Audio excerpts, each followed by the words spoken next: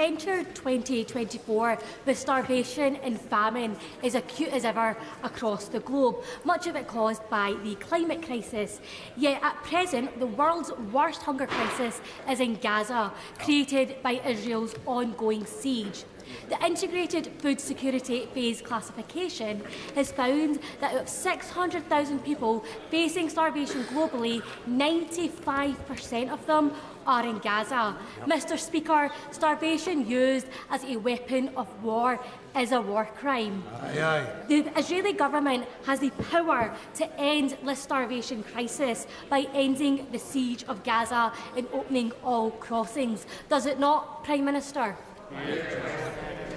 Mr. Speaker, I've been absolutely clear that we are incredibly concerned about the devastating impact of the situation in Gaza on citizens. That's why we have tripled our humanitarian aid for this financial year to the region.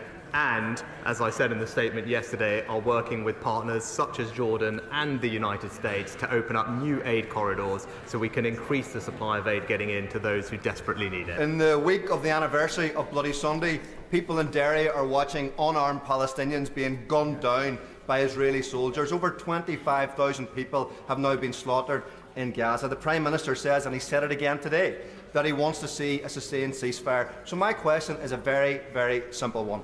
The next time there's a vote at the UN for a ceasefire, will his representative vote for it?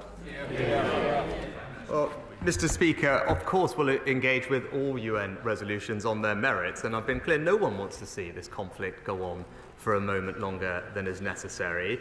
We do want to see an immediate pause so we can get aid in and hostages out, because the situation is desperate for many people there. But a sustainable, permanent ceasefire needs to fulfil a set of conditions, including Hamas releasing all of the hostages, Hamas no longer being in charge of Gaza with the threat of rocket attacks into Israel, and an agreement in place for the Palestinian Authority to return to Gaza to provide governance and services. The Foreign Secretaries in the region, those are the principles on which we are working, and I believe those are shared by all our major allies. Last night, as Tory MPs were once again fighting amongst themselves, the public were sat at home watching John Irvine of ITV News report on footage from Gaza of an unarmed Palestinian man walking under a white flag, being shot and killed by the IDF. Prime Minister, such an act constitutes a war crime, does it not?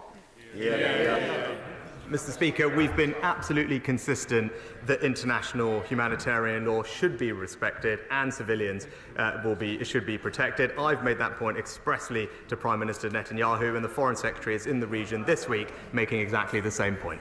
Stephen Flynn.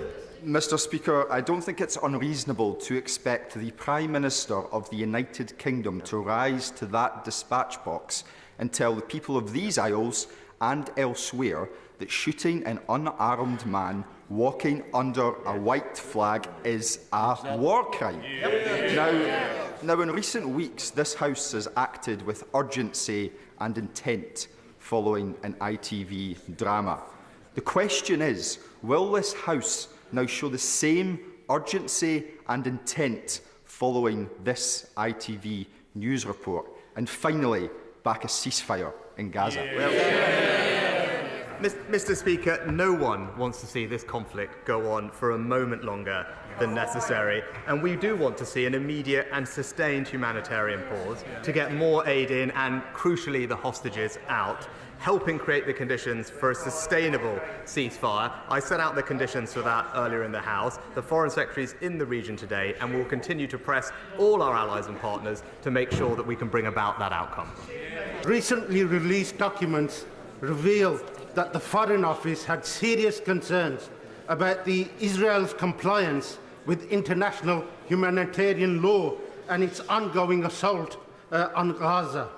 This assessment was hidden from Parliament, whilst the Prime Minister boldly stated his confidence in Israel's respect for international law.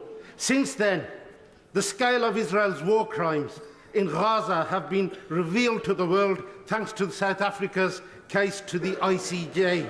Therefore, is it now not the time for the Prime Minister to admit that he has the blood of thousands of innocent people on his hands and for him to commit to demanding an immediate ceasefire and an ending of UK's arms trade with Israel. Mr. Speaker, that's the face of the changed Labour Party.